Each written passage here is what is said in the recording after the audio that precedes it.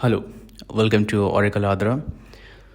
In this video, I'm going to talk about the 8th house. Whatever I'm going to say here, it will be related to the 8th house energy. It will be related to the philosophy, the idea, the meanings, the meaning 8th house carries. That's what I'm going to talk about. So whenever we hear the number 8, the number 8 is associated with death, rebirth, and a lot of different kinds of mystical energies. Basically, normal people, normal astrologers will tell you that the 8th house means transformation, death, pain, suffering, etc. Okay. And that is true. That is actually true. But what is the significance of 8th house? Why does this 8th house exist? If it was just death, then 12th house could have been the death, because as it is the final house of the chart, as it is the moksha. Why the 8th house before 9th house, before 10th house, before 11th house? Why does this 8th house comes between in these houses? Okay. Why is there a necessity for death and rebirth before 9th house, before 10th and 11th and 12th house? That's what I'm going to tell you. See, all the houses represents your journey throughout this human life. Okay. See, all of these houses, they represent a sequence in your life unfolds. Okay, due to regarding your karmic behavior and karmic patterns and everything that you are carrying from the last birth and in this birth, and also the lineage that you are brought up in, the family that you are born into. Okay, so all of those karmic repercussions are happening in this life that you are living right now. So do not think that when you count 8th from the ascendant, that is the only 8th house. I mean, that is the natural 8th house, that is the default 8th house of your chart. But that's a different thing. That's a natural and normal default thing. Now, let's say, take your second house and count 8 from the second house. You will see that your 9th house will become the 8th from second. If you count 8 from the 4th house, okay, just count it. And you will see that the 11th house has become the 8th from the 4th house now. Okay, so do you see the resemblance? The thing is, that counting that you do, what's your point of reference? If your point of reference is you yourself, that is the ascendant, that is lagna. Okay, that lagna means you, your head. Up, swam, ascendant ho. Okay, that is you. So when you count from the ascendant, the 8th house, that all we know, that default 8th house, there Scorpio sign, okay, that lies on the bottom of the chart, on the right side of the bottom of the chart, you can see that. Okay, but what happens when you count 8th from a certain let's say particular house that you are counting from, and or maybe a sign or maybe a planet? So 8th from any planet, any house, will carry the energy of death, rebirth, and transformation, and etc., whatever you know about the 8th house. So the basic idea is, you have to understand every single house in your chart, every single house, like 1 to 12, they carry all of the houses' energies combined. If you count second from the first house, the second house, that is your second house. Okay, but if you count second from the 12th house, your first house becomes second to the 12th house. Okay, this is a higher understanding of how astrology works. It's not when you learn astrology from a basic perspective, you learn that okay, these are the houses 1 to 12, and these are the properties and natural elements of these houses, and how they behave and what they mean. Okay, their significance, their occult meanings, all of that. But when you move to intermediate, or let's say advanced stage, when you are looking for the karmic patterns of a person, a karmic pattern of the planets in a chart, okay, basically You're trying to find the deeper aspect of that person's journey, whether it's a spiritual one or the normal materialistic journey. Okay. So for that, you have to look beyond these normal default positions. You have to look, let's say, if you want to know about the career part, but if you are not able to see clearly from the normal perspective of the chart, and you are going to look deeper into the reading, and you have to count. Okay, now you have to count from 10th what comes the 8th. When you start counting from the 10th house of a particular chart, let's say if you're counting from 10th, the 8th, it comes to be the 5th house. Okay, so what does that mean? Now, normal example, let's understand this. The 8th from the 10th house becomes the 5th house. If you count 8 from the 10th house, it becomes your 5th house. 5th house is many things. But here, regarding the 10th house that we are considering here, okay, and the career aspect, the 5th house becomes your skills, your degree, okay, the study that you have done. Obviously, you have to study. If you're, let's say, if you want to become a doctor, then you have to study the basics first till you are, in the high school. After high school, you will have to go to the college for medical college, medical school, okay, and there you will study about basic primary medical things, and then you will get a degree, okay, that now that you are certified and that you have a degree to pursue this career as a medical doctor or officer or anything. So your 10th house depends upon the 5th house. The eligibility, mark this word, the eligibility criteria is in the 5th house. Why? Because 5th is 8th from the 10th. Your profession depends upon what kind of skills you possess, okay, what kind of support you had as a child. Although 5th house can also indicate the product of anything, okay, if you're counting 8, the product of something that you have been working hard your whole life, okay, that product is you. Understand this. If you are counting, let's say, from a different perspective, from a marriage perspective, okay, after marriage the product is your children, okay. So just like that, if you count, let's say, 5th from your Venus, okay, that indicates what will be the most prominent phase, prominent product of your life after marriage. 5th from the Venus. Just like that, let's say if you're counting 5th from Jupiter,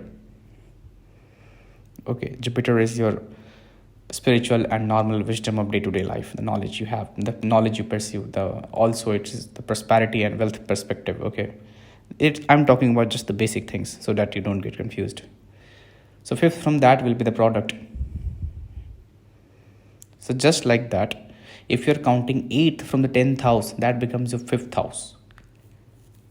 Now you are the product here. Do you get the idea? That now you are considering 10th house to be the main reference point here, and you're counting 8 from the 10th house, and that is the 5th house. 5th house is of products. Now you have become the product, you have become the skilled person to pursue a certain kind of career, let's say a profession, okay.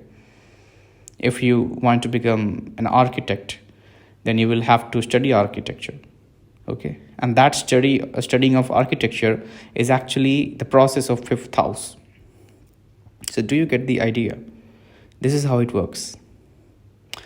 So basically there is one more thing to add, okay. Now that you have become a good product, depending upon the polishing, furnishing that you have done to yourself, people will select you, okay. Now that you are doing this kind of job, or let's say even if you're doing a business for that matter, you must possess some kind of skill, okay. Even if you don't go to a school, even if you don't want to go to a school, even if you are not willing to pursue a degree or a certain kind of, let's say, study, but you want to do something, but you want to start your own thing, you want to run a business, you want to start some kind of let's say product you want to launch, you want to invent something. For that too, you have to like put your efforts into something, that process, that study, that research that you are going to do. 8th from the 10th house, 5th house. Now one more thing here.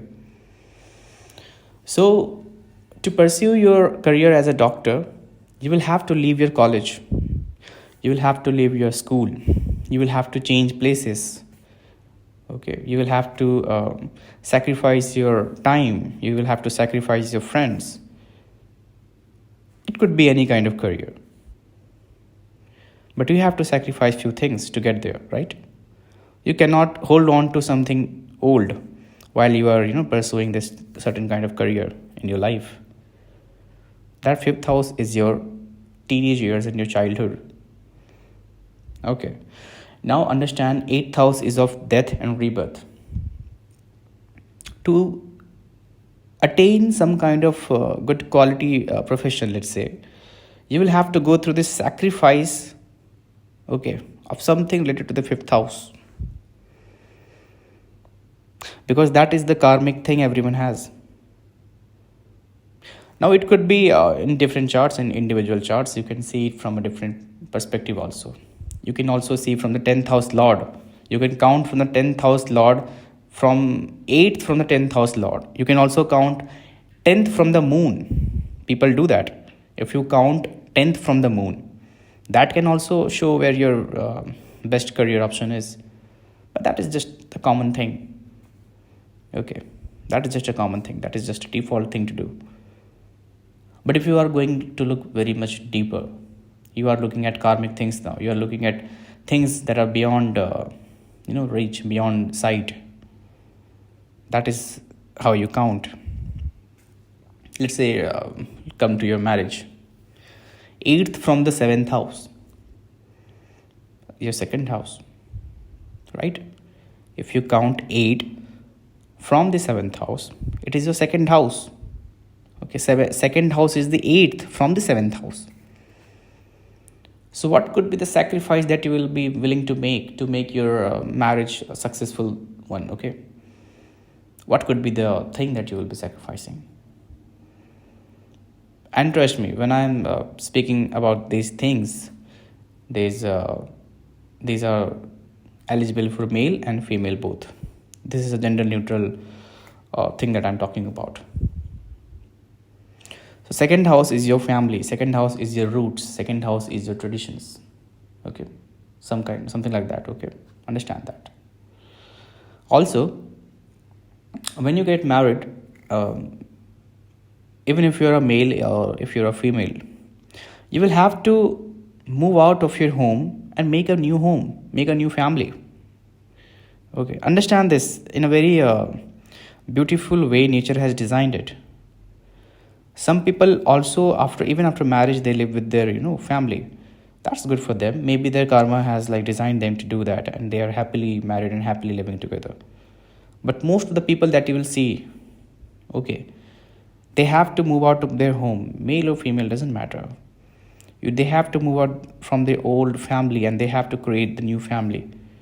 That was the death of the old family. You are connected to them, you are related to them, you are talking to them, you are taking responsibility of your parents, of your family. That's not old, but that's the previous family that you had. But right now you have a new family to hold on to. You have a new family to flourish. Okay, let's say you got married and after a year you get a kid. The kids are on the way. So obviously you will have to make your own new home. You will have to build a home. You will have to build a family there. Okay. So this is the sacrifice of second house to flourish in the 7th house. Now people with the Saturn in the 7th house, let's say, they that is said that Saturn in the 7th house gives marriage troubles and some kind of delay in the marriage. Why? Because of this karmic thing. Okay. Because 8th from the Saturn becomes the thing that you have to sacrifice, regardless of the house it sits in. Remember this. The 8th from the Saturn, you have to sacrifice something in that house, something related to that house to be happy where Saturn is sitting in your house. in whichever house it is. Let's say, for example, beautiful example, okay, if Saturn is sitting in your, let's say, first house, okay, basic example, you will have to sacrifice the things related to the 8th house. And what are the things that are related to the 8th house? That is your attachment to things, to people, to old mentality. Okay, let's say in the 8th house you have Cancer sign. Okay, you have Cancer sign in the 8th house. Okay, so now you have to abandon and sacrifice your own emotional comfort zones, your comfort zone basically. You have to move out of your home to make a career out of it, or maybe to actually have a good life. You have to move out of the comfort zone. You have to move out of the emotional connections that you have built over time. Okay, something related to that you have to sacrifice. In the area of emotional things, whether it's a friendship, relationship, family, or anything, even if it's your job that you are emotionally connected to, you have to move past that. You have to become detached. As you all must know, that Saturn in the first house is not an easy placement. Okay, it can break a man or it can make a man. Simple. So just like that, let's say Saturn is sitting in the 7th house, or let's say 10th house. So 8th from the Saturn becomes very, very much important. Let's say Saturn is sitting in the 10th house and person is having trouble in the career part. Trouble, getting a placement, some kind of job, or, trouble getting higher in the business area. Okay, let's say something like that. So what is 8th from the Saturn then? If it is in the 10th house, then it becomes your 5th house. Right? So what does that mean? It means to make a good career, you have to sacrifice your sets of prizes. Let's say you have collected a lot of awards and rewards in your early ages and your teenage years and your early adulthood, and you are just keeping them in showcase in your home. In your career, they will not come in handy, because your career will be out of the ashes, out of the ground. It will come to be on the top in something new. Your achievements will not help you to do something in your career if you have Saturn in the 10th house, let's say, because you have to start from zero once again. 5th house is of achievements. Now, for some people, like rare people, very rare people, it could be that Saturn is in the 10th house, but whatever they are doing out of their achievements.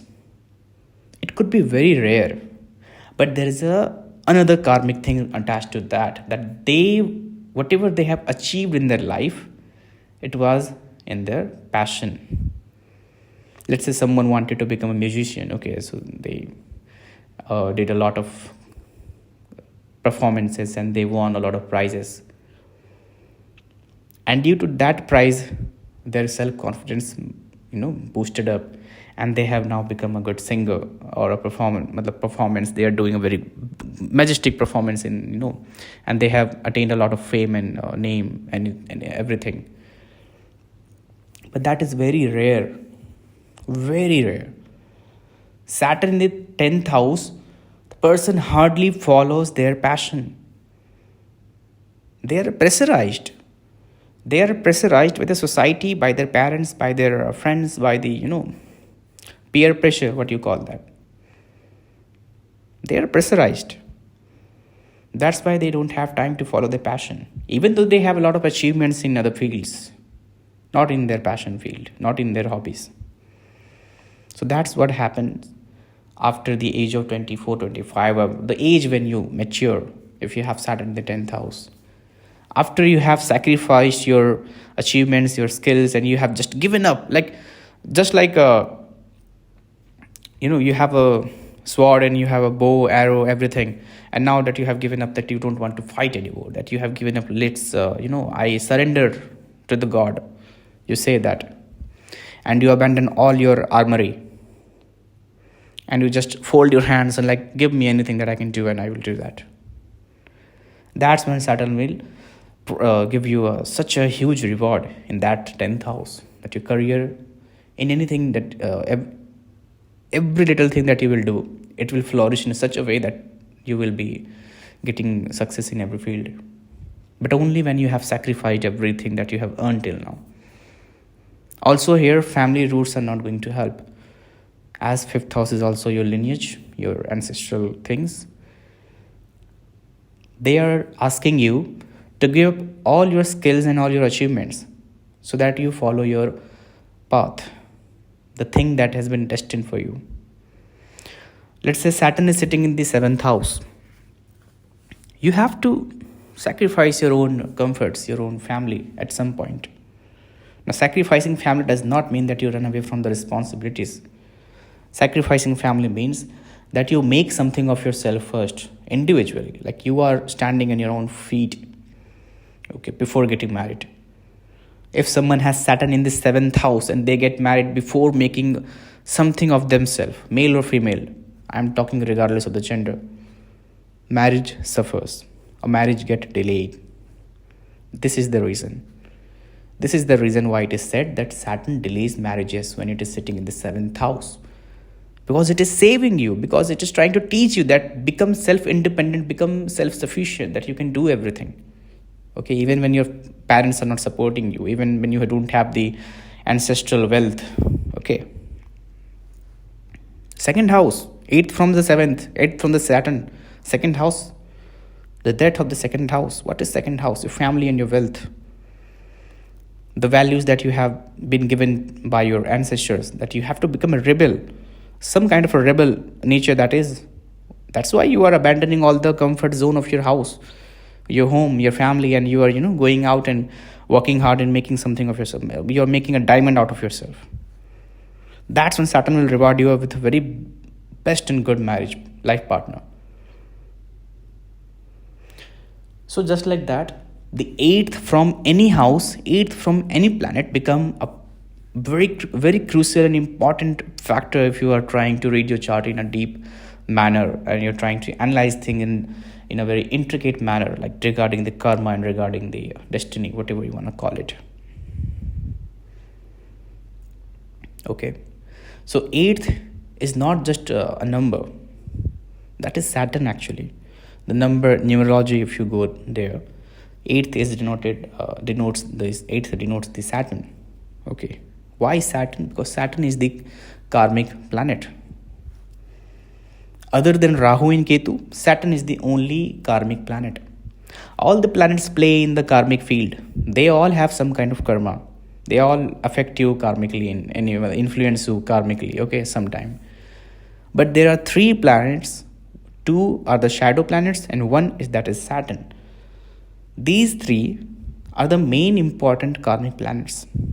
Rahu Ketu will tell you where you are bounded, where your soul is bounded in this life. Saturn will tell you the teachings, the lessons, and the fruits of your karma. Okay. Other planets are also karmic in some ways. Okay. But the most important are these 3. That's why the 8 represents the Saturn. Because number 8 is the karmic number. It's not a random, normal number. Just like 2 represents moon, 8 represents Saturn. Okay, because 2 is very soft to become moon. 2 carries the energy of the softness, that healing nature of the moon. First comes the sun in the number 1. That's because he's a king. Second, the queen, that is moon. Okay. Third, the advisor, the Kulguru, you can say, that is Brihaspati, the Jupiter. Fourth, the minister, the clever minister, that is Rahu. Fifth is your, let's say, the accountant of this kingdom, who manages the money. Okay, that's Mercury. Sixth, the Venus.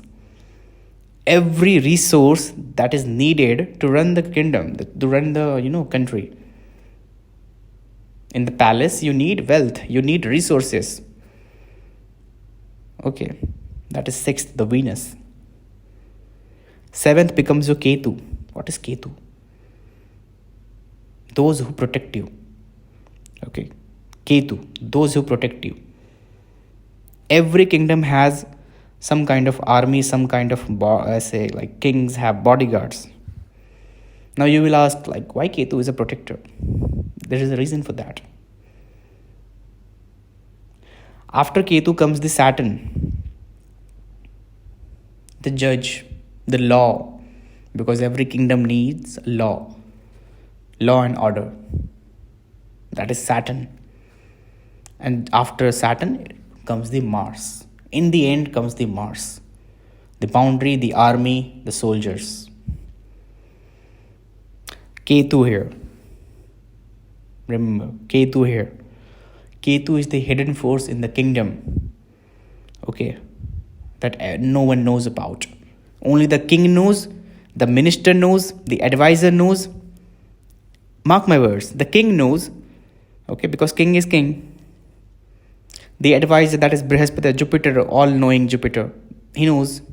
Rahu knows, because he's a minister, he's a clever minister, and he will tell you. He will give you advice, and he knows everything. Just like, have you ever heard of Tenali Rama? When we were kids, you used to hear a lot of stories about Tenali Rama, okay? The clever minister. Just like that, Rahu knows everything. So they know about the Ketu. They know about the mysteries and secrets of the kingdom, mysteries of the palace. That only the king knows, the advisor knows, and the minister knows. And obviously the Saturn knows, the law and order. Because law and order are kept in high places when it is to be discussed. Something secretive is being discussed. There must be a law related person, a judge, or some kind of a person who is, prosecutor, something like that. Ketu is that divine mystical force that sticks together all the secrets and all the conspiracy theories, okay? Every kingdom has that. Janta ko pata nahi hai. Normal people who live in the kingdom, they don't know about this. Okay. So this is what all of these 9 planets, this is how they play their major roles in everyone's life. 8th number is the law and order, the justice, Saturn, okay. The humble one, the one who does not see but judges. How can you judge someone if you are looking with your physical eyes? Saturn does not look at you. He does not look at you. He looks on the ground. His eyes are always on the ground. When you let's say when you come in front of, you sit beside Saturn, and Saturn is sitting just beside you, and you are looking at Saturn, and Saturn will not look at you. He will look at the ground, or he will look from the side eye. Tirchi nazar of Saturn. Have you ever heard about that? Saturn looks from the side eye, but he will not look straight into your eyes. This is a very philosophical, this is a very mystical knowledge, that Saturn does not look straight. Okay. That's why Saturn's first drishti is the 3rd aspect. The 3rd is that's how a horse, if you play chess, that's how a horse move, right? Tiger, तिरछा चलता है, या फिर जैसे camel चलता है तिरछा, okay, side से. Just like that, the Saturn looks at you from the 3rd aspect. 3rd is the side eye. Saturn does not look you straight in the eye. There are many reasons. You can know that the Saturn, if he looks at you directly, you will be destroyed. All of the previous karmic things will come flooding to you, and you will be stuck under the pressure of that highest boulder of karma that you have done in your previous lives, and there have been many. That's why Saturn will not look at you from the straight eye. Just know that his 3rd aspect, which is a side eye, that enough is a very difficult aspect of him, that enough carries a lot of pressure. What will happen if he looks at you directly? That's why Saturn looks in the ground. He stays humble. People say that Saturn is cruel, Saturn is very bitter. Yes, he is. It's his nature to be bitter because he was born out of chaya, out of shadow. Okay? So he's not like everyone. He does not have a radiant skin, a radiant aura. He is like coal. A coal, if you keep coal in the dark space, let's say in a dark room, you will not be able to see the coal because the coal does not have its own light. Okay, so that's how Saturn has been, the person who has been bullied all his life. And that's why Saturn, when looks at your ascendant, you will be bullied. If Saturn is with your moon, you will be bullied. If Saturn is with your Ketu, if Saturn is in your 5th house, 9th house, 1st house, if Saturn is in your 8th house, in these beautiful houses, then you will be bullied in your childhood. You will be bullied throughout your life if you have like that kind of effect of Saturn. Because Saturn is the one who got bullied. Okay.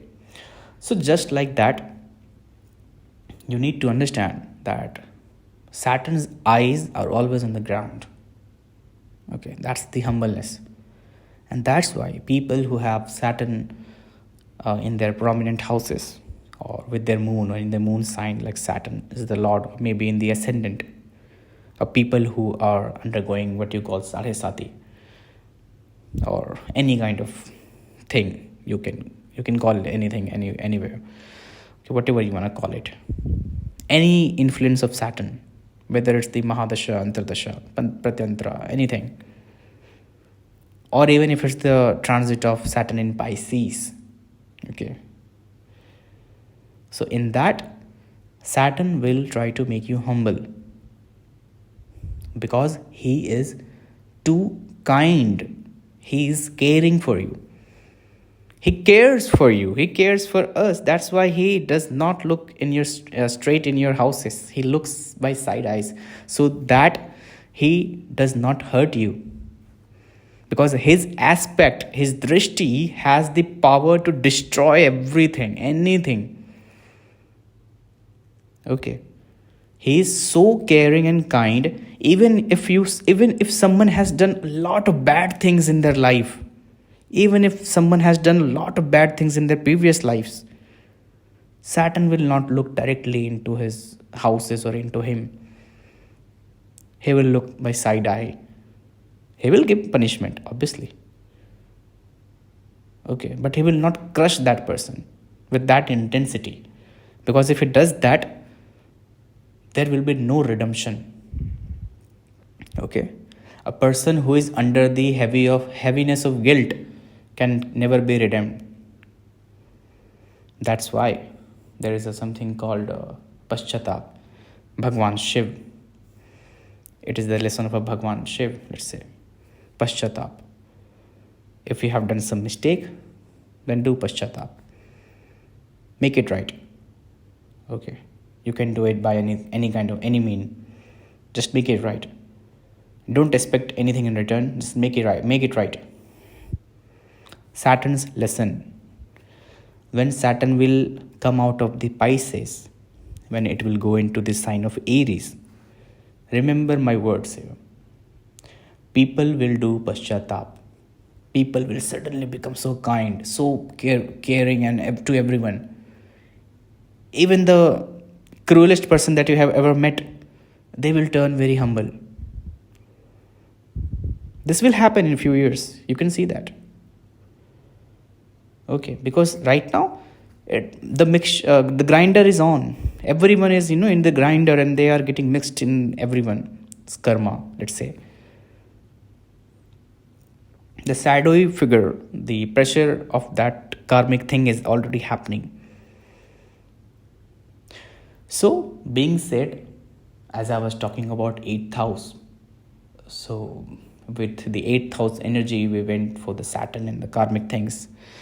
I told you that whenever you have to look for something specific, okay, look 8th from that house, 8th from that planet, and you will know what is the lesson in your life regarding that house. If you want to look what kind of, like if you're having some kind of problem in your home life, let's say if you're fourth house, okay, so you will look in the 11th house.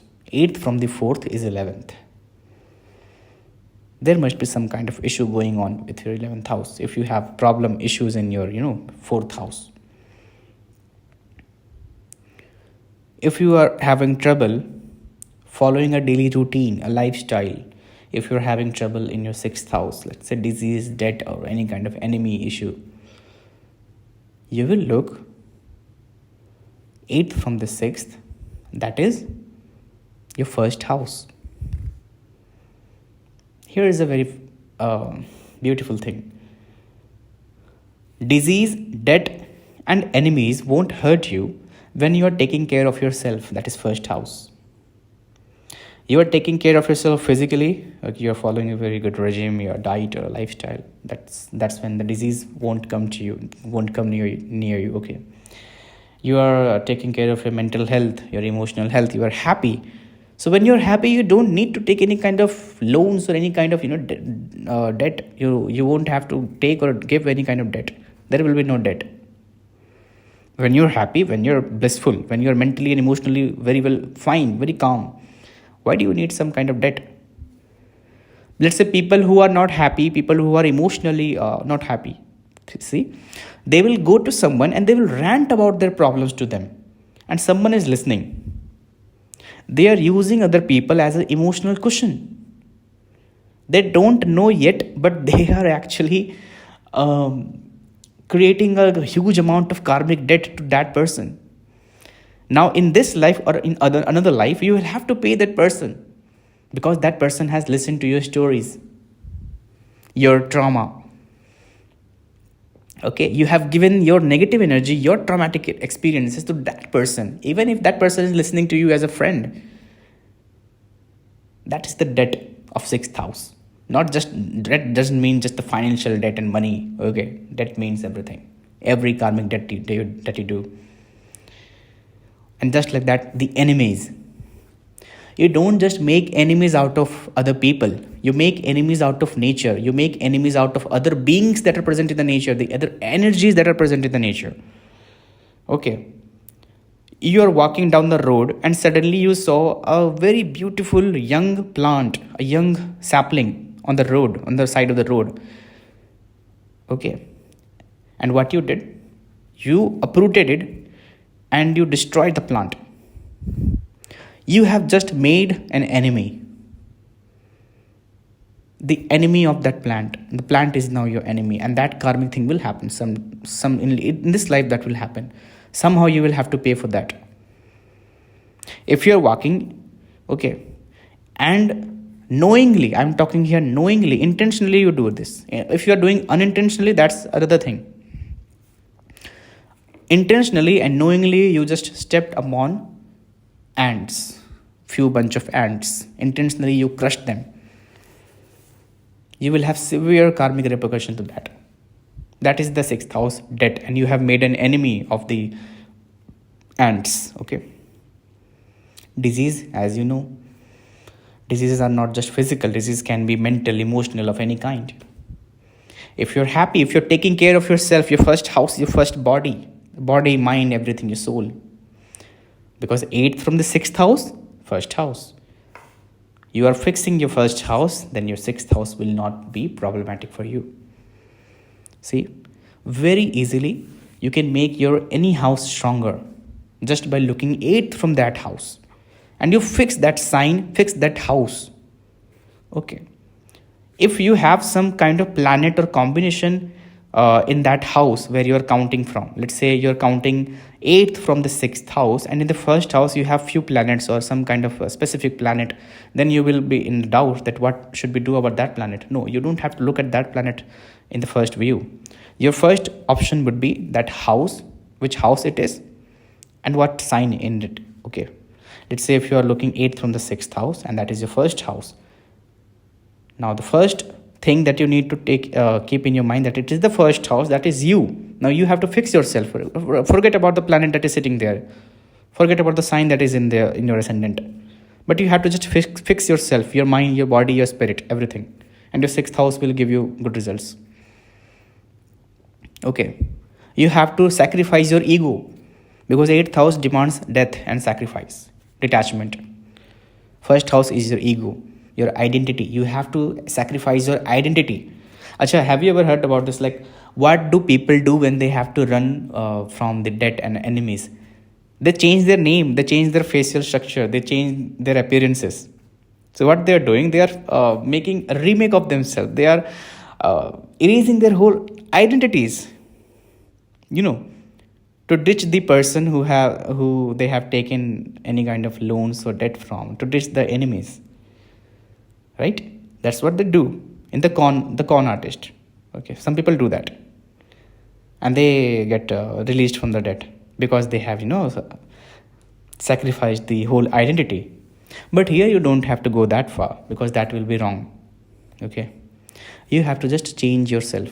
You have to just give up your ego. You have to change your identity. You have to sacrifice your identity. You have to identify yourself as no one, nobody, just a normal human being. Then your sixth house won't give you such troubles. Your karmic things of sixth house won't give you such troubles. Because if you're nobody, you will not hurt anybody. Because if you're nobody, you will not take money from anybody. Because if you're nobody, you will not make enemy out of anyone. And you will also take care of your body physically, mentally, emotionally. Sixth house will not trouble you. So regardless of planet sitting in that house, regardless of the sign sitting in that house, you just have to look what house it is it. Okay, and then that the element of that house should be present in you. If you have the elements in your house of that house in your body, in your mind, and you are willing to sacrifice that thing, okay, you're willing to change the things, you are willing to detach from those kind of things, you are willing to do the death part of the eighth house, then that house already will get better. So this was it. This was a beautiful topic of eighth house. There are many things that I can tell you, but right now it's more than enough. And in the next video, I will try to cover something more beautiful. Well, take care and keep learning.